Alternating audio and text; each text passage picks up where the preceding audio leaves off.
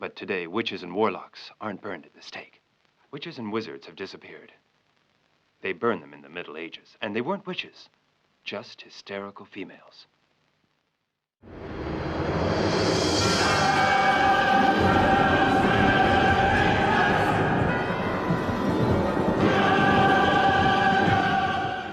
Jose Ramon Larez writes and directs 1982's Black Candles, also known as Hot Fantasies, or at least this is a couple of the English names for this Spanish movie, although it was shot in England. Now, what's this movie all about? Smoking, sex, Satanism, it's all in here. Okay. So the story focuses on this woman called Carol whose brother has died suddenly, so he goes to visit her sister-in-law, the brother's wife, with her boyfriend. And when she gets there, sort of farmland area, and it seems to be a little bit weird, but you know, she's welcomed pleasantly enough. But as the movie progresses, she begins to suspect her sister-in-law and the local people may be involved in something on the occult side, and they are kind of trying to cover up their little coven and trying to dissuade this Carol from finding out. But if they can't dissuade her, well, then the gloves will really come off. What will happen? You'll have to watch the movie and find out. So there's lots of the nudity in this movie. So this film is kind of a soft, softcore kind of movie, if you know what I mean with that one. What does work in this film? Obviously, if you like lots of naked flesh, there's plenty of it here. Outside of that, what can we say that works? Okay, I do think this movie does have a kind of creepy, sort of foreboding atmosphere. Now, this is a very slow-paced movie. This is not really a film where lots of sort of action is happening on screen. It's more like a kind of drama with lots of sort of sex in it and a kind of a horror sort of veneer on it. But because of the slow pace, it's a slow build in regards to creating this sort of creeping dread.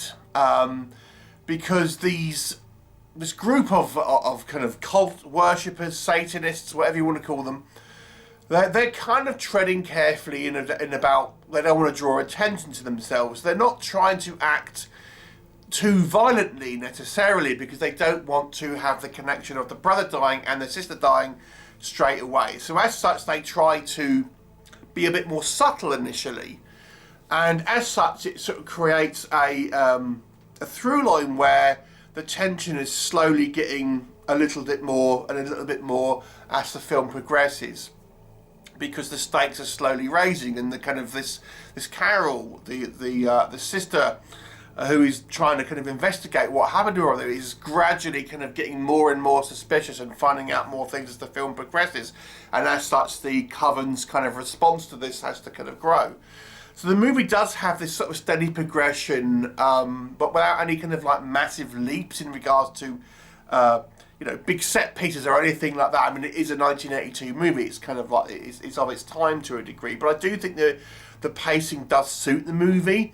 And there's some great kind of cinematography in this kind of old sort of gothic house with all the sort of like the ram skulls on the walls and things like that. And there is actually, outside of that, it does actually have some instances where it does go quite extreme. Not in a graphic sense where you're seeing the necessarily anything too explicit on screen, but the implication here is there are some sort of extreme things that do happen in the story. For example, and probably the most infamous scene here is that there is in these kind of this occult rituals that they're doing, one of the cult members has sex with a goat. That's right.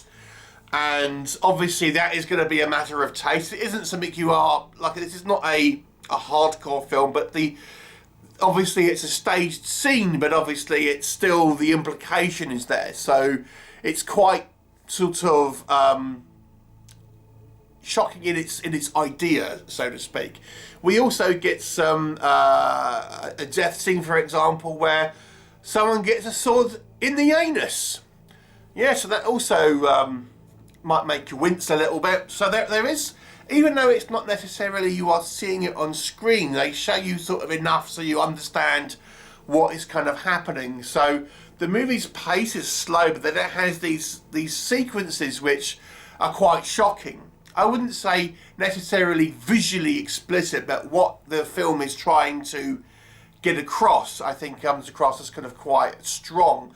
And the whole throughout the movie, there's lots of kind of like implied rape, incest, things like this, and obviously sort of occult worship. So there's lots of kind of symbolism here, and sort of things that will kind of, I think, you know, this is quite a dark path these people are involved in and things like that. So I do feel the movie does kind of get that across.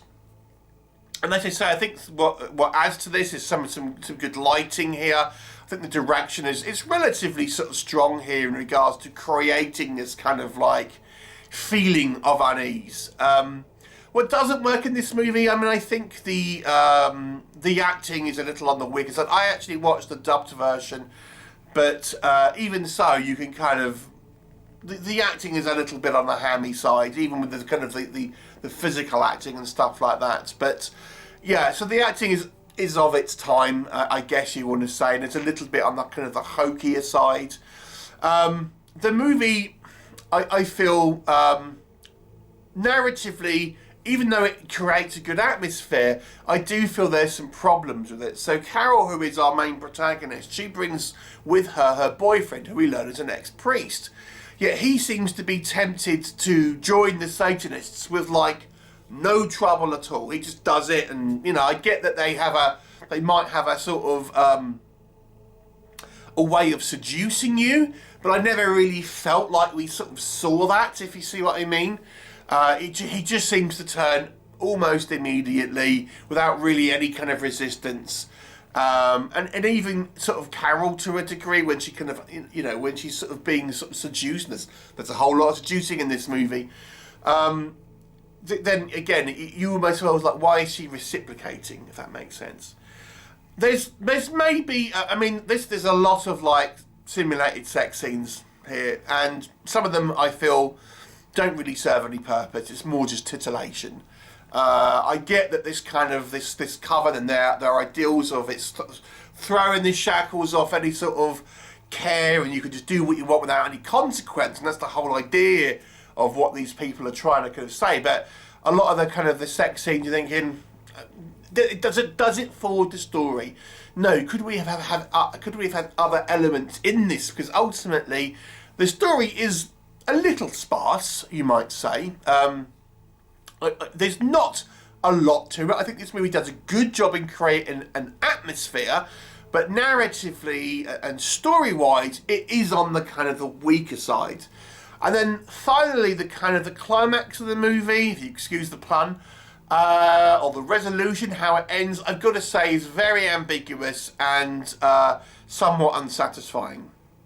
And I felt like it deliberately doesn't really make sense, and you know, it is what it is. Overall, you know, I think this movie is a good movie in regards to its atmosphere, and I think some of the technical elements. Narratively, I think it's a little on the lacking side, and there are elements here, as I say, that I think will be a taste issue for some.